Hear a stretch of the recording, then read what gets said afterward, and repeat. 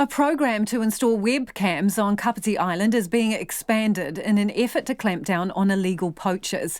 The first webcam was installed at the end of 2018 and another last year, and it's already having an impact, drastically increasing the number of reported offences. Our video journalist Logan Church went to have a look at how it's working. It's early in the morning, and people of all ages are being ferried across to Kapiti Island, about an hour and a half boat ride from the mainland. They're here to snorkel with Mountains to Sea Trust. Its Wellington head Maureen Hickey says the aim is to educate people about the ecological value of the Kapiti Marine Reserve. Well, I think what we want to do is connect people with nature and give people a chance to see what can happen if there's marine life in a really protected area. So you go out there and it's absolutely flourishing. Diving below the surface, the ocean floor is abundant with paua and all types of fish, including blue moki and kingfish. The Kapiti Marine Reserve is looked after by a small dock team and volunteers. They're home to quite the bounty of high-value marine species, and when I say high value ecologically, but also economically to some people.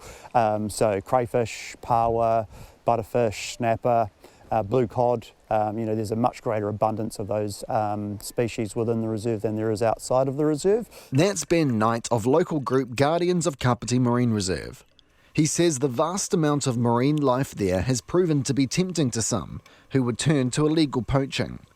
But enforcement isn't always easy. There's still one really big challenge that the local dock team have, which is one boat to patrol Taputuranga Marine Reserve, to service Mana Island and to do the work up here at Kapiti. That's based down at Mana, but it hits a 25k single trip, so 50k round trip for that boat to come up here to respond. Dock confirmed to Checkpoints there are no plans to purchase a second boat, and it's applying for funding to replace the one they currently have, which is 15 years old.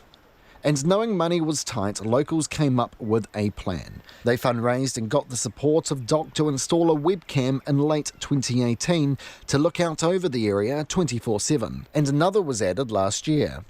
Ben, who oversaw the project, says the number of reported offences has dramatically increased. It was in the order of 200 to 300% in the first year. Hopefully we see a reduction over time in the amount of gear that we're removing from the reserve. Even just out here last summer I was diving, it's right in front of the dock base. It's a pretty high profile spot, well known in terms of being part of the reserve. We found fishing gear, just hook, line and sinkers on the bottom just out here.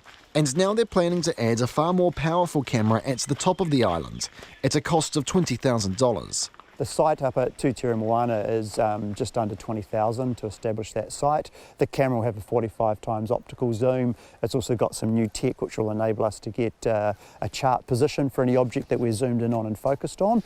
But obviously that comes with a price tag. Just getting the gear up there, it's got to be flown in by helicopter, so there's a bunch of logistics there. It will look west towards the area of the reserve not visible from the mainland and can be used by the authorities for surveillance.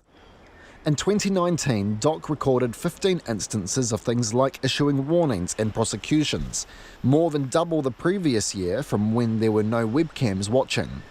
Local Carl Weber, who lives on an island nearby, is also part of the Guardians group and says his goal is for there to eventually be at least 7 cameras covering the reserve. The plan with the webcams for our marine reserve, the primary focus on it for me is a deterrent factor. So if people know there's cameras on our marine reserve, they're not going to intentionally get in there and be wanting to take stock out or poach it. And we can use the cameras for partial evidence for compliance stuff if we need to. It's not just about surveillance though. Lorna Dugan of Experiencing Marine Reserves says awareness and education is a big factor in promoting the protection of marine reserves around the country. And that's why Lorna thinks it's important that people, especially kids, get out and experience them. The reason we have to teach people about marine reserves is we need to have areas within our wild spaces that are protected so that people are able to go outside them and inside them and be able to see the difference and see how our local areas are quite often very degraded. On Kapiti Island for Checkpoint, Logan Church.